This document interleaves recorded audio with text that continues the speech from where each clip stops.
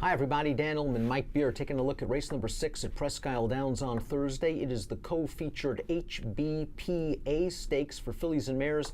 Let's take a look at the field. We're traveling 1 mile and 70 yards on the Tapeta surface. It's a big field. It looks like a pretty intriguing betting race. I want to start with one of Brad Cox's runners, the number 3, H.B.P.A. I thought H.B.P.A just got such a wonderful ride from Corey Lannery 2 starts back at Mountaineer Park, where every move he made was right, altering course down towards the rail on the far turn, then getting out and getting up on the wire. He earned a 94 Beyer speed figure that day. I thought it was a really good step in the right direction for H.B.P.A, and then he bombed to Kentucky Downs. I'm going to take the opinion that I'm not going to hold anything that happens at Kentucky Downs against a horse like this, and then on the synth. I agree with all that stuff. I just don't want to get too caught up in her last race at Kentucky Downs, where they stretched her out to 1 mile and 5/16. She caught yielding turf, and she just really didn't fire.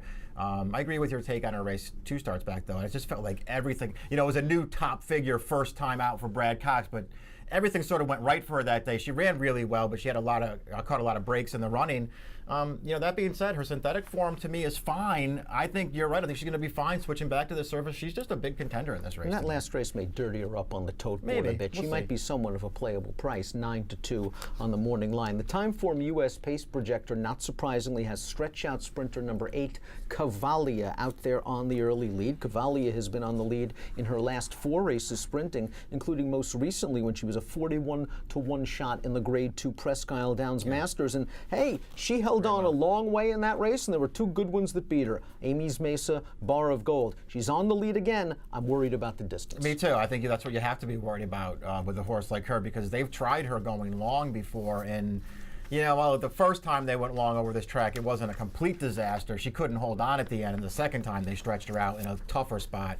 And that pretty much was a disaster. I don't think she really wants to go this far. You're worried about the distance. I'm worried about the distance. I'm not sure trainer Gerald Brooks is worried about the distance, as we see from this formulator fact for the number 8, Cavalia. Over the past 6 months, in races restricted to 3-year-olds and older on synthetic, stretching out, he's 36% with a $2.45 ROI. Another stretch-out sprinter figures to be prominently placed. That's the number 12, Artesian, who was only a 110-1 chance in the Presque Downs Masters. She pressed Cavalia. She tired. Does this distance maybe help her a little bit more than Cavalia? I think so, as opposed to that horse. At least this horse has some races on the go-back that suggest that she can get this far. So I wouldn't worry about it that much. The problem, I guess, that she really has is that she kind of wants to be forward, and she's going to have to deal with Cavalia up on the lead early in this race, and that could work against her. But I would much prefer her going long than the other one. Gamble's Ghost scored over the Tapeta surface at Woodbine most recently on September the 2nd. She's a real honest filly, closing in on $500,000 in earnings. That race didn't come back very fast, however. How do you rate the quality of that race compared to what we're seeing here? Comparable? I think she might be facing a tougher field here. On the other hand, only an 83 Beyer, didn't come back that fast. I mean, they basically walked on the lead in there. I mean, they did not go fast. There were only 5 other horses in there. The pace was slow. She was last early. I liked the way that she came and got those horses in the stretch, and she actually ran them down very easily to get clear at the end. And then her only other start on synthetic this year, she's very clearly a better horse on synthetic than anything else. Her only other start on synthetic this year was sort of the same thing. They didn't go fast. She was last early. The horse that wound up running second to her got a huge jump on her in the stretch, with this horse having to switch out from behind horses.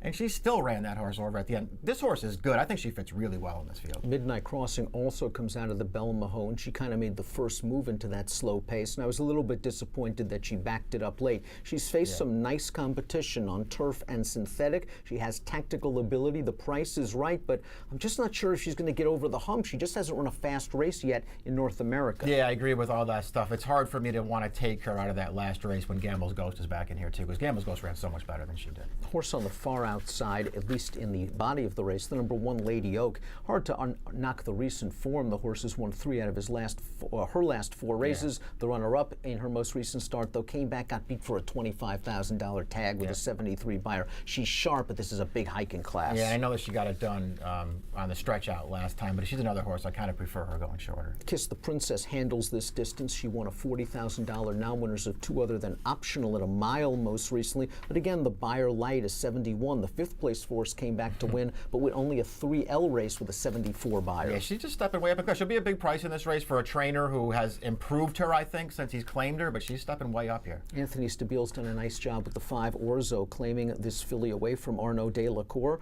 immediately winning 3 of her first 4 starts, but the last 2 races, perhaps an indication that she's tailing off form just a bit. Yeah, you'd want to see her coming into this. I mean, a race where she's stepping way up in class, I think you want to see her come into it in a little bit better form, but you're right, they've done a good job since they claimed her. You just want to throw out Luca Bunny, the number 10's most recent race, sprinting at 6.5. That's not her game. She's getting back to a distance where she is more than capable. She has run solid races, going 2 turns, and maybe she's an exotics threat at a price. Yeah, a horse who I think I would consider using. She's another one. She's not that fast on paper. It feels like she's facing some faster horses here, but she's okay going long. I think she fits well in this race. I didn't think the 7 Sky Luck ran very well at Arlington Park over the polytrack last time out. Maybe she doesn't like polytrack. Her prior race at Presque Downs, over course and distance, 81 buyers speed figure. She got pace that day, but I think she'll get a fair pace one more time. I agree with that. I think this race should set up pretty well for her. That was a nice step in the right direction in her only start over this surface. She was a big price that day, but she'll probably be a big price in this race too. Hey, Mamba finished 4th behind Sky Luck and is going to have to improve, I would think, in order to get this done. Let's take a look at our picks in here. Mike, you're going with the classy number 2 Gamble's Ghost. Probably a good trip coming from the rail. This pace should be fair. I don't think it's going to be glacial that will compromise her late kick. She, in many ways, is the horse to beat. I'm interested in your thoughts on the number 6 Imply, who won at Presque Downs 2 starts back in a very fast race. The state-bred Colt stake that day went 137.16. She went slightly faster, 137.04. She came back on dirt at Parks last time out, and I thought she ran okay yet again, sort of with an inside-out move. She just couldn't get to the odds-on favorite Great Soul in the stretch. That's 2 competitive buyer speed figures in a row. She's undefeated on synthetic, and I think she's going to get some pace. I think we're not getting the 12-1 on the morning line, but I think she might be playable. I agree with all that stuff. I really liked her win 2 starts back. The horse she couldn't get to last time, she got to her that day, and that wasn't a fast pace. I mean, you go back and watch the replay, there was nobody closing in that race, but this horse and Great Soul, who was on the lead, still held on for a clear second in there. She ran really well. Listen, she runs the 91 buyer. She ran 2 starts back over this course. She's probably winning, but I'm going to try and beat her with Gamble's Ghost. We have similar opinions in this race. Mike's going 2, 6, 3, and 8. I'm going 6, 8, 3, and 2 in the $100,000 H.B.P.A. Stakes at Presque Downs on Thursday. Race number 6 has an approximate post time of 7:30 Eastern. Good luck.